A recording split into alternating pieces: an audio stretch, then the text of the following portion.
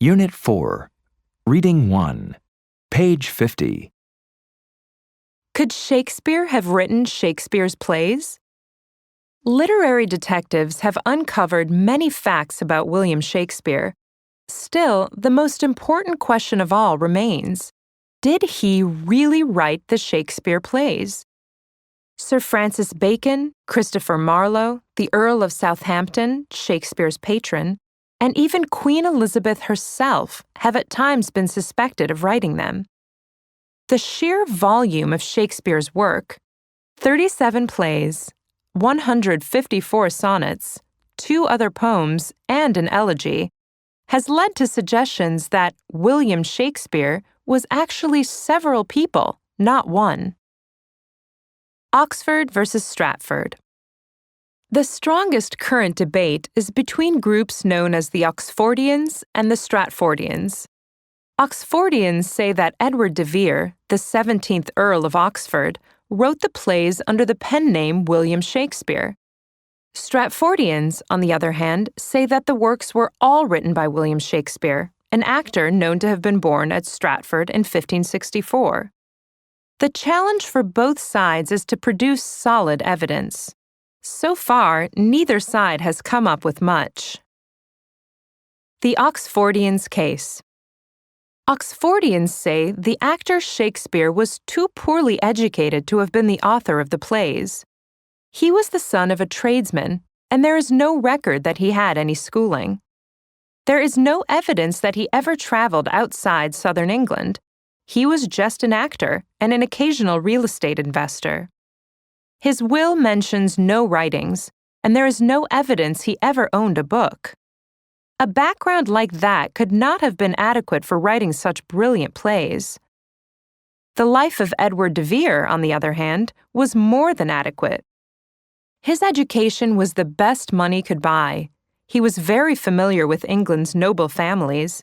He traveled to many of the locations important in Shakespeare's plays, including France, Scotland, and Italy.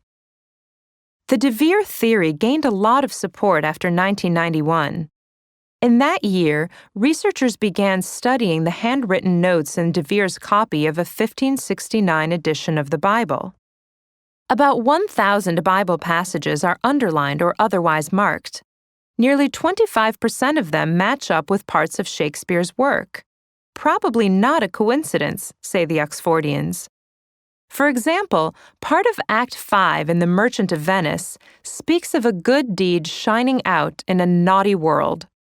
One of the passages de Vere underlined in his Bible contains the phrase, "a naughty and crooked nation, among whom ye shine as lights in the world." The Stratfordians' case. Stratfordians reply, why look beyond William Shakespeare of Stratford? He was not the backward son of a lowly family, as many claim. His father was a prosperous merchant who held the town's highest office, High Bailiff.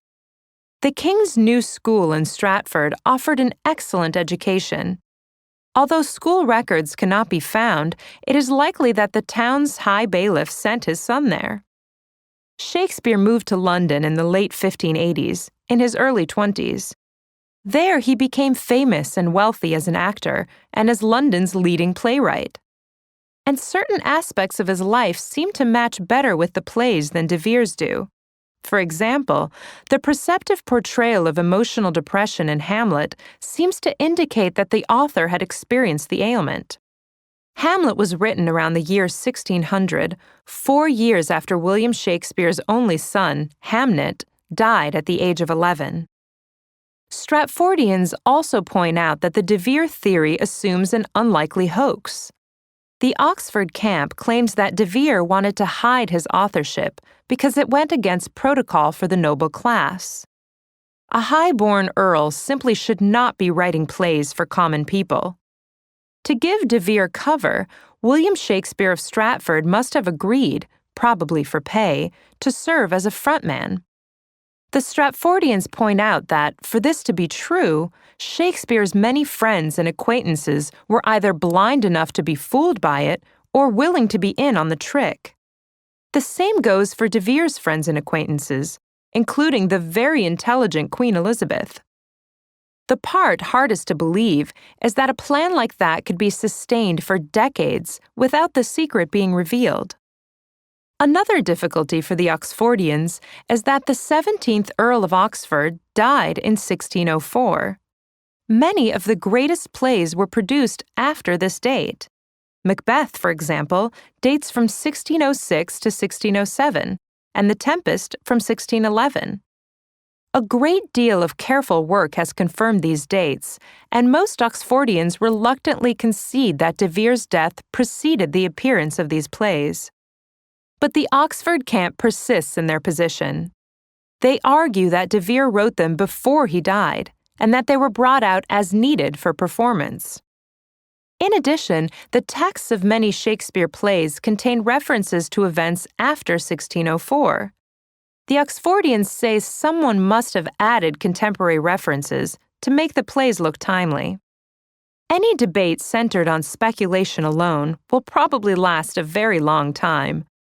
Neither side in this debate seems likely to accumulate the evidence necessary to settle the matter. As one researcher, Al Austin, summarizes the controversy, those who believe De Vere was Shakespeare must accept an improbable hoax as part of it, a conspiracy of silence involving, among others, Queen Elizabeth herself. Those who side with the Stratford man must believe in miracles.